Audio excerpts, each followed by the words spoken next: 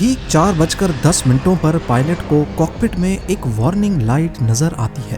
पहले तो पायलट को लगा कि ये कोई मामूली टेक्निकल ग्लिच है, लेकिन असल में मामला काफी गंभीर था।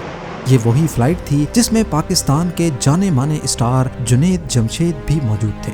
मौसम साफ था, जहाज टेक्निकल तौर पर फिट था और कॉकपिट में 2 एक्सपीरियंस्ड पायलट्स मौजूद थे। सब कुछ नॉर्मल था, लेकिन ठीक 4:12 पे कुछ ऐसा हुआ जो ATR जहाज़ों की हिस्ट्री में पहले कभी नहीं देखा गया। PK661 के कॉकपिट में आखिरी 15 मिनटों में क्या कुछ होता है। ज़ेम टीवी की वीडियोस में एक बार फिर से खुशामदीद। नाजरीन, 7 दिसंबर 2016 पाकिस्तान के नॉर्दर्न इलाकों में सर्दी पूरी शिद्दत के साथ दस्तक दे चुकी थी। चित्राल, जो अपने खूबसूरत और ऊंचे पहाड़ों की वजह से जाना जाता है, उस दिन एक आम सी दोपहर का मंजर पेश कर रहा था। लेकिन किसको मालूम था कि ये सर्दी भरी दोपहर पाकिस्तान की एविएशन हिस्ट्री को हमेशा हमेशा के लिए बदलने जा रही है। आपको बताता चलूं कि चित्राल पाकिस्तान का वो रिमोट एरिया है जहां तक जाने के लिए 1970s तक कोई रोड नेटवर्क ही नहीं था। लोग पाकिस्तान के दूसरे हिस्सों तक पहुंचने के लिए पहले अफगानिस्तान जाते और फिर वहां से पाकिस्तान में एंटर होते। चित्राल को पाकिस्तान से कनेक्ट करने वाला पहला रोड, जिसे लोआरी पास कहते हैं, 1970s में बना तो सही, लेकिन ये सिर्फ सीजनल रूट था, यानी सिर्फ गर्मियों के मौसम में इस पास को इस्तेमाल किया जा सकता था। दूसरा और सबसे रिलायबल ऑप्शन था चित्राल एयरपोर्ट से फ्लाइट लेकर सीधा इस्लामाबाद पहुंचना। 2000 में लोआरी टनल, जो पाकिस्तान का सबसे लंबा टनल है, उसकी कंस्ट्रक्शन के बाद यहां तक रसाई आसान तो हुई, लेकिन 12 से 14 घंटों के सफर को बाईपास करने के लिए कई लोग फिर भी बाय एयर जाना ही पसंद करते। 7 दिसंबर 2016 को चित्राल एयरपोर्ट के रनवे पर PIA का एक ATR 42-500 जहाज APBHO टेल नंबर के साथ टेक ऑफ के लिए बिल्कुल तैयार खड़ा था। इस जहाज को PK661 फ्लाइट नंबर के साथ चित्राल से इस्लामाबाद तक जाना था। जैसा कि आप देख सकते हैं, ये एक छोटा ट्विन इंजन जहाज है जिसमें उस वक्त टोटल 47 लोग सवार थे। पैसेंजर्स की लिस्ट में एक शख्स ऐसा था जिस पर पूरे मुल्क की नजरें रहती थी, जुनैद जमशेद। वो शख्स जो कभी पाकिस्तान का पॉप आइकन था और फिर सब कुछ छोड़ छाड़ कर तबलीग की राह पर निकल पड़ा। वो अपनी बीवी के साथ चित्राल के एक तबलीगी दौरे पर थे और आज वापसी के लिए इस बदकिस्मत जहाज में सवार हुए। जुनैद जमशेद के अलावा पैसेंजर्स की लिस्ट में और भी कई नामी ग्रामी शख्सियत मौजूद थी, जिसमें चित्राल के डिप्टी कमिश्नर उसामा वड़ाइच का नाम भी शामिल था। कॉकपिट में कैप्टन सोले जंजुआ समेत 2 पायलट्स मजीद मौजूद थे। कैप्टन सोले जंजुआ कोई आम पायलट नहीं थे। उनके पास 12,000 घंटों से ज्यादा का फ्लाइंग एक्सपीरियंस था और वो इसी ATR जहाज के इंस्ट्रक्टर भी थे, यानी उन्हें इस जहाज के पुर्जे पुर्जे की अच्छी तरह पहचान थी। दोपहर 3:38 PM पर फर्स्ट ऑफिसर ने थ्रस्ट लिवर ऊपर किया और टेक ऑफ की पोजीशन बना ली। अगले ही minute flight PK661 Chitral airport के रनवे 20 से बाहिफाजत टेक ऑफ कर गई। शुरुआत का आधा घंटा बिल्कुल पुरसुकून गुजरा। जहाज फ्लाइट लेवल 135 यानी 13,500 फीट की ऊंचाई पर क्रूज करता वैलीज के बीच में से उड़ता हुआ इस्लामाबाद की तरफ रवां दवां था।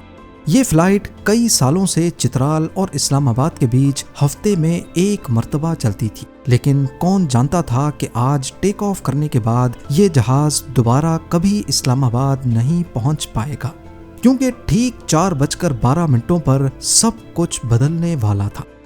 दोपहर के 4:10 पर PK661 को उड़ान भरे तकरीबन 32 मिनट गुजर चुके थे। जहाज इस वक्त 13,375 फीट की बुलंदी पर था और इस्लामाबाद की तरफ बढ़ रहा था।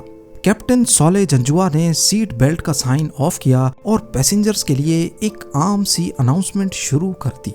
यहाँ तक जो कुछ भी हुआ वो बिल्कुल नॉर्मल था, लेकिन अभी कैप्टन अनाउंसमेंट करने में मसरूफ ही थे कि कॉकपिट में एक वार्निंग लाइट ने फर्स्ट ऑफिसर की अटेंशन हासिल कर ली। अनाउंसमेंट के दौरान ही उन्होंने कैप्टन को रोका और वार्निंग लाइट के बारे में आगाह किया। ये PEC-1 की वार्निंग लाइट थी, जिसे प्रोपेलर इलेक्ट्रॉनिक कंट्रोल कहते हैं। ये सिस्टम जहाज के प्रोपेलर की स्पीड और इंजन की पावर को बैलेंस करता है। कैप्टन जंजुआ ने फौरन चेकलिस्ट मंगवाई और क्रू को इंस्ट्रक्शंस दी कि इंजन को रीसेट किया जाए। पहले तो उन्हें लगा कि शायद ये सिर्फ एक इलेक्ट्रॉनिक ग्लिच है जो अक्सर पुराने जहाजों में आता रहता है, लेकिन कहानी इतनी सिंपल नहीं थी। रीसेट करने के बावजूद एरर खत्म नहीं हुआ। उल्टा कॉकपिट में अब एक अजीब और खौफनाक आवाज सुनाई देने लगी। ब्लैक बॉक्स की रिकॉर्डिंग के मुताबिक लेफ्ट इंजन की ताकत अचानक 75% से 0% तक गिर गई। इसका सीधा साधा मतलब ये था कि इंजन ने काम करना छोड़ दिया है। नॉर्मल हालात में अगर इंजन फेल हो जाए तो पायलट उसके प्रोपेलर को फेदर कर देते हैं, यानी प्रोपेलर ब्लेड्स को हवा के रुख के मुताबिक सीधा कर देते हैं ताकि वो ड्रैग पैदा ना करे और दूसरे इंजन पर जहाज को उड़ाया जा सके। लेकिन PK661 के साथ कुछ अजीब हो रहा था। जैसे ही लेफ्ट प्रॉप को फेदर करने की कोशिश की, बजाय इसके कि वो ड्रैग कम करता, वो सामने से आने वाली हवा के बायस अपनी नॉर्मल स्पीड से 120% ज्यादा तेजी से घूमने लगा। यही वो वक्त था जब लेफ्ट साइड पर शदीद ड्रैग पैदा होने लगा। कैप्टन ने 2 बार प्रोपेलर को फेदर करने की कोशिश की, लेकिन दोनों बार नाकाम ही रहे। अब ये बेकाबू प्रोपेलर जहाज के लिए इंजन नहीं बल्कि एक पहाड़ बन चुका था जो हवा को रोक रहा था। एविएशन की जबान में इसे मैसिव ड्रैग कहा जाता है। यहाँ आपको बताता चलूं कि जहाज को टर्न करने के लिए विंग्स पर एलेरॉन्स लगे होते हैं। जिस साइड का एलेरॉन नीचे होता है वो सामने से आने वाली हवा को रोकता है, जिससे ड्रैग पैदा होता है और जहाज उसी तरफ टर्न कर जाता है। यानी वो ड्रैग ही है जो जहाज को टर्न करवाता है, लेकिन ये एक कंट्रोल्ड ड्रैग होता है जिसे कम या ज्यादा करके टर्न को कंट्रोल किया जा सकता है। अब फ्लाइट 661 के लेफ्ट प्रोपेलर की फेदरिंग तो ना हो सकी, उल्टा उसने खतरनाक ड्रैग पैदा कर दिया जिससे जहाज लेफ्ट तरफ को मुड़ने लग गया। पर यह टर्न कोई ऐसा टर्न नहीं था जिसे पायलट कंट्रोल कर सके। कैप्टन जंजुआ ने इस लेफ्ट टर्न को काउंटर करने के लिए राइट एलेरॉन को पूरा एंगेज कर दिया, यानी स्टीयरिंग योक को पूरा राइट साइड पर मोड़ दिया। लेकिन उनकी ये कोशिश भी किसी काम नहीं आई, क्योंकि लेफ्ट साइड का ड्रैग अभी भी ज्यादा था जो जहाज को लगातार लेफ्ट तरफ मुड़ने पर मजबूर कर रहा था। अब आप इमेजिन करें दोनों साइड्स पे ब्रेक्स लगी हों और इंजन सिर्फ एक ही चल रहा हो।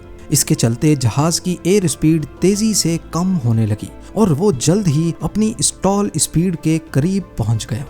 स्टॉल स्पीड उस कम से कम स्पीड को कहते हैं जिस पर जहाज सीधा रह सकता है। इस स्पीड से अगर थोड़ी भी स्पीड कम हुई तो विंग्स लिफ्ट प्रोड्यूस नहीं कर सकते और ना चाहते हुए भी जहाज नोज डाइव करने लगता है।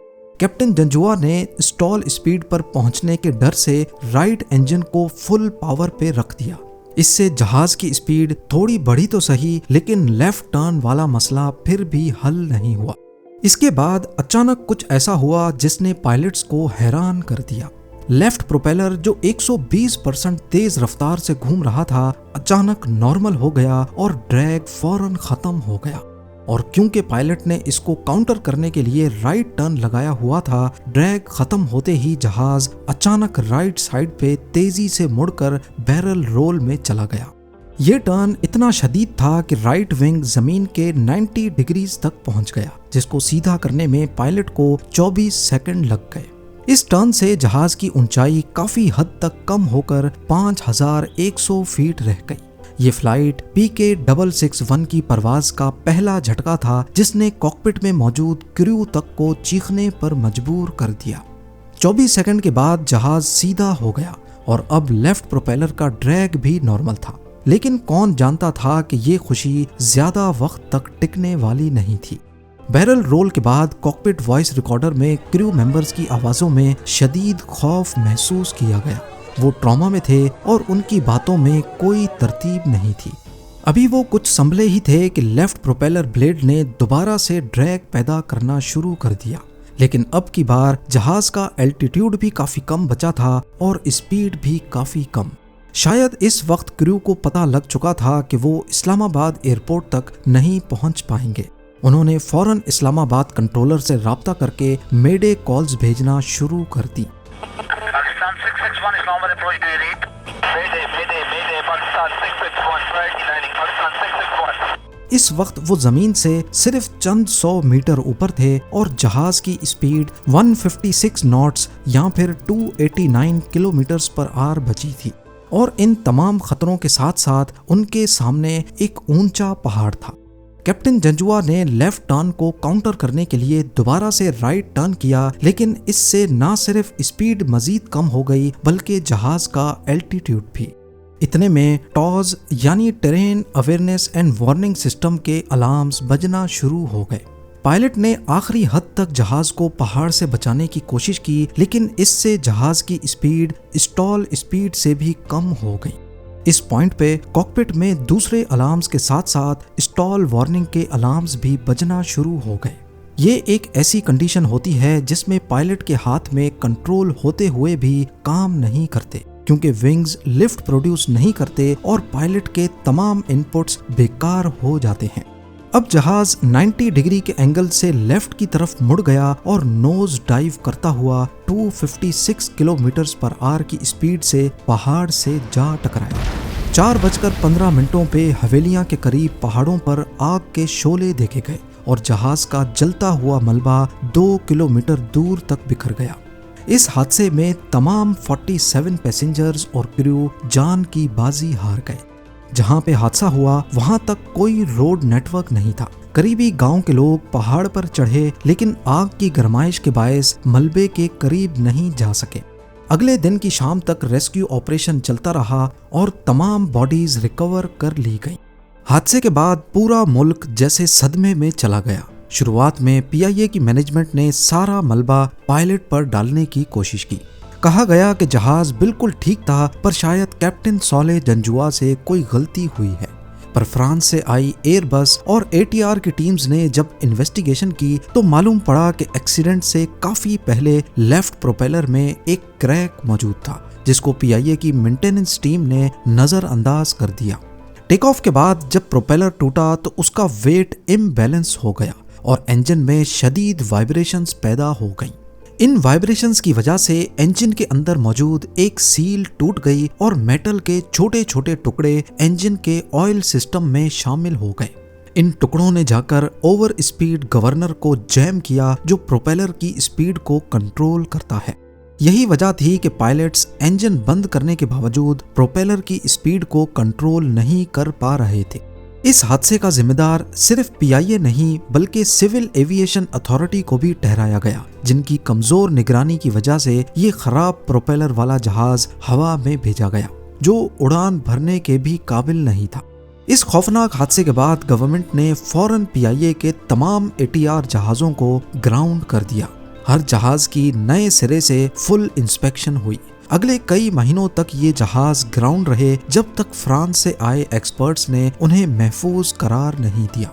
इत्तेफाक देखिए कि ये हादसा इंटरनेशनल सिविल एविएशन डे के दिन पेश आया, जहां दुनिया भर में जहाजों की सेफ्टी का दिन मनाया जा रहा था। वहीं पाकिस्तान में एक सिस्टम की नाकामी ने 47 जानें छीन ली।